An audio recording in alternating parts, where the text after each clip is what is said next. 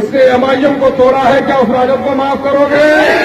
नहीं करोगे तो अब सुन लो, सबने दिया है हमको चोट, सबने दिया है हमको चोट, सबने दिया है हमको चोट। बहुत हुई हाशिया बर्बादी, बहुत ही झंडा बर्बादी, बहुत ही झंडा बर्बादी, सबने दिया है हमको चोट। इस वक्त बिहार में जिसकी हालत सबसे बड़ी खराब है, किसको ये फिक्र है कि कारवा का क्या हुआ, हर कोई लड़ रहा है कि सरदार को। बिहार के बेईमान राजनेता, उसको बिहार के जनता की फिक्र नहीं है, बल्कि हर किसी को अपनी कुर्सी की फिक्र है कि हम कुर्सी कैसे पाए।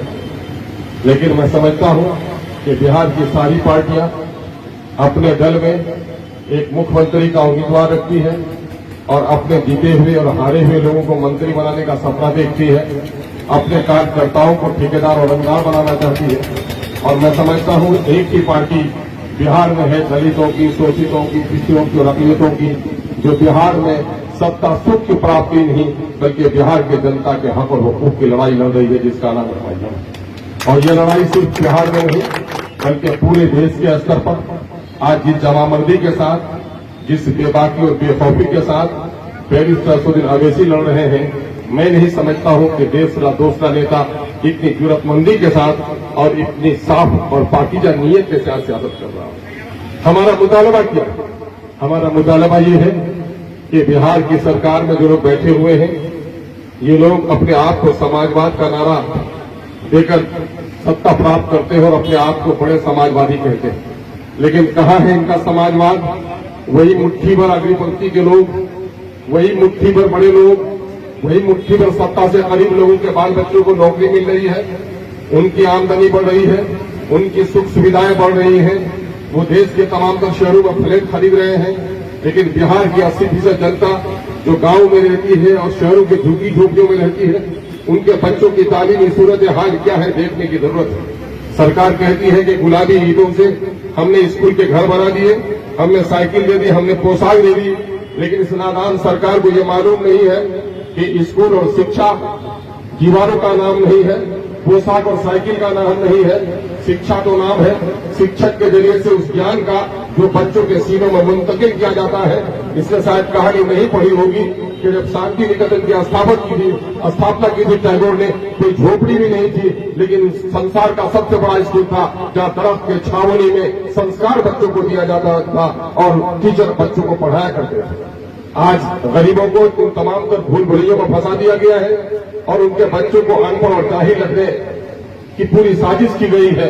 और साइकिल और पोशाक के पैसों को अगर जोड़ लें, 4000 साइकिल के और पोशाक के 600 रुपए, तो 5000 की रकम इनको मिल पाती है।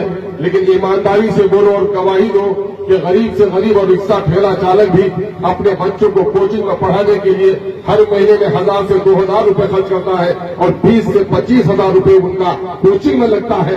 आज से 50 साल पहले, 40 साल पहले कोचिंग का कोई निजाम नहीं था। गरीब और अमीर का बच्चा एक ही स्कूल में पढ़ता था, वहां बीडीओ का बेटा भी पढ़ता था, चपरासी भंगी का भी बेटा पढ़ता था। लेकिन आज अमीरों के स्कूल अलग हो गए हैं, गरीबों के स्कूल अलग हो गए हैं। यही वजह है कि बेईमान सरकार गरीबों के बच्चों को गरीब और निरक्षर रखने की साजिश कर रही है। उसी की शिक्षा पॉलिसी के खिलाफ एमआईएम ने आज धरने का एहतमाम किया है और ये आवाज लगाई है कि बिहार के लोगों चलो और लोग लड़ रहे कुर्सी के लिए, मैं लड़ रहा हूं अपने आवाम के हक के लिए। सीमांचल के भी कुछ नेता है जो बिन पानी के जिस तरह मछली तड़पती है, सत्ता के बगैर तड़प रहे हैं। ठेकेदारी, रंगदारी, रोड की वसूली में जो कमी आ गई है, बेचारा परेशान।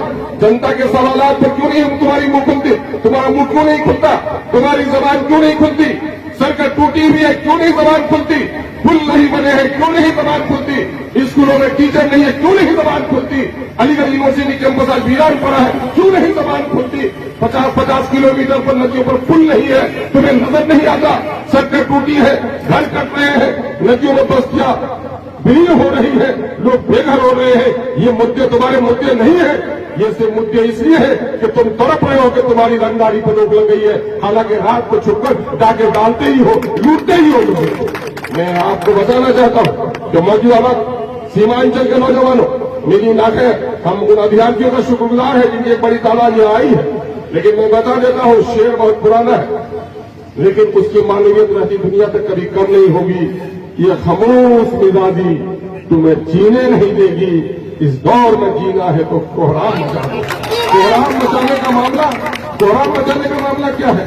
आज देख रहे हो, अगर जिन लोगों ने पहले क्या कहा कि सर्टिफिकेट लाओ और नौकरी लेकर जाओ, कितनी दोगली पॉलिसी है। मेरे गांव का एक सूफी है, उम्र भर बीवी को पीटता रहा, बीवी से लड़ता रहा। आज जब बीवी मर गई है तो हर साल उसके मरने के दिन पर मिलाद के का एहतमाम करता है। मैंने कहा ये दोगली नीति तो आपकी बिहार सरकार से मिलती जुलती है। पहले टीचरों को बहाल कर दिया, अब टीचरों को कह रहा है कि गुणवत्ता का इम्तिहान दो। पहले कहा घर घर शराब की दुकान खोल दिया और फिर अब कह रहा है कि शराबबंदी का काम करो। लगता है कि नीतीश जी ने गांव के उसी बिगड़े हुए शख्स से ये सबक सीखा होगा कि आपने पहले क्या कहा कि तुम सीटें ले लो, सेंट्रल टीचर्स एलिजिबिलिटी इम्तिहान अगर तुम पास कर जाओगे तो तुमको हम टीचर बना देंगे। स्टेट लेवल का जो टीचर का टेस्ट होगा तुम दे दो तो हम तुमको टीचर बना देंगे। नतीजा ये हुआ कि लाखों लड़के सीटेट और बीटेट कर लिए, लाखों बेटियों ने सीटेट और बीटेट कर लिया। अब ये समझा बेटा के बाप ने समझा बेटा मेरा तो टीचर हो गया, रिश्तेदारों ने भी समझा कि नौजवान तो टीचर हो गया, किसी ने अपनी बेटी को अपने बहन का रिश्ता कर दिया। और नीतीश कुमार जी, पता है आपको कि इस सीटेट और बीटेट के नौजवानों को आप बहाल नहीं करेंगे तो कितने रिश्ते उजड़ जाएंगे, कितने नौजवान फांसी के फंदे में लटक जाएंगे, कितनी बेटियां जहर खाने पर मजबूर हो जाएंगी, जिनका रिश्ता टूट जाएगा। उसका जिम्मेदार कौन होगा? उसका जिम्मेदार आप होंगे। आपको समझना होगा, पहले हमारे सीटेट और बीटेट के लोगों को बहाल कर लो, उसके बाद जो पॉलिसी लानी हो लाओ। तरीका यही होता है कि पहले से जो कानून नाफिज होता है उस कानून के मुताबिक जो फैसला हो गया होता है उसके बाद नया कानून नाफिज होता है। अगर सीटेट और बीटेट के लिए आपने ये भी नहीं किया कि साहब सीटेट और बीटेट के लोग बहाल हो कर लिया है, आपके इम्तिहान का टेस्ट दे दिया। आप आईएएस, बीपीएससी, यूपीएससी और बीपीएससी दो बड़े इम्तिहान हैं, एक केंद्र राष्ट्रीय स्तर पर, एक राज्य स्तर पर। मैं कहता हूं कि क्या आज से 10 साल पहले जो यूपीएससी का इम्तिहान पास किया है उसकी बुनियाद पर जो आज डीएम बना है, एसपी बना है, क्या आज वो इम्तिहान दे सकते हैं? आज इम्तिहान देकर तो पास कर पाएंगे? मैं तो खुद माननीय मुख्यमंत्री जी को कहता हूं कि माननीय मुख्यमंत्री जी, आपने इंजीनियरिंग का इम्तिहान पास किया है, ईमानदारी से बोलिए क्या आज आपको इंजीनियरिंग के इम्तिहान में बैठा दिया जाए, कोई एक सब्जेक्ट भी आप पास कर सकते हैं क्या? तो एक सब्जेक्ट आप पास नहीं कर सकते। तो आप ये बताइए कि 10 साल, 12 साल, 15 साल जिन्होंने पढ़ाया है, पढ़ाने में गुणवत्ता आ गई है। यूपीएससी का इम्तिहान जिन्होंने आज से 10 साल पहले पास किया है वो आज प्रतियोगिता का इम्तिहान पास नहीं कर सकता। लेकिन मैं समझता हूं कि शासन प्रशासन चलाने में उस अफसर की बड़ी सलाहियत बढ़ गई होगी। आज हमारा टीचर एक कंपटीशन का इम्तिहान पास नहीं कर सकता, लेकिन पढ़ाने के सिलसिले में जो गुणवत्ता उनका आई है, जो तरबियत देने का सलीका उसमें पैदा हुआ है, तालीम की नफ्सियात और बच्चों को पढ़ाने का जो सलीका उनका आया है, क्या ये आज इम्तिहान लेकर उनको आप हटा देना चाहते हैं और इस सारी कुर्बानियों को आप खत्म कर देना चाहते हैं? इसलिए हम आपसे मुतालबा करते हैं कि आप डोमिसाइल को नाफिज कीजिए और उसके सबील निकालिए कि क्या तरीका हो सकता है जिसके जरिए से डोमिसाइल नाफिज हो जाए और हमारे बच्चों की, हमारे अभ्यर्थियों की पहले बहाली हो जाए। ये काम आपको करना होगा, ये काम आपको करना चाहिए, वरना नहीं तो आप बिहार के नौजवानों के साथ धोखे का काम कर रहे हैं। और नौजवान वीर की हड्डी नहीं, इनकलाब की चिंगारी है, और ये इनकलाब की चिंगारी अगर सोना बन जाए तो फिर आप कहीं के नहीं रहिएगा। या मैं आपको इंतबाह करना चाहता हूं। मैं इस वक्त ये भी कहना चाहता हूं कि बिहार में दूसरी सरकारी जबान उर्दू है और मादरी जबान है एक बड़ी आबादी। तकरीबन बिहार में 14 करोड़ की आबादी के दरमियान में 5 से 7 करोड़ आबादी उर्दू समझती है, उर्दू पढ़ती है, उर्दू बोलती है और तकरीबन यहाँ पर 3 करोड़ आबादी की जबान मादरी जबान है। और देश का आइन और दस्तूर ये कहता है कि प्राइमरी एजुकेशन उसकी मातृ जबान में दी जाए।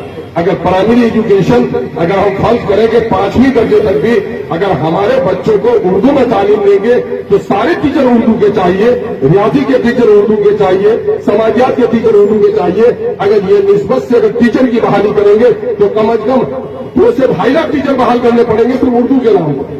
उर्दू के नाम पर आप प्राइमरी एजुकेशन का एहतमाम नहीं करते हो और उर्दू सिर्फ एक सब्जेक्ट पढ़ा रहे हो और उस पर भी तकरीबन 80,000 उर्दू की जगह खाली पड़ी हुई है और आज 1,70,000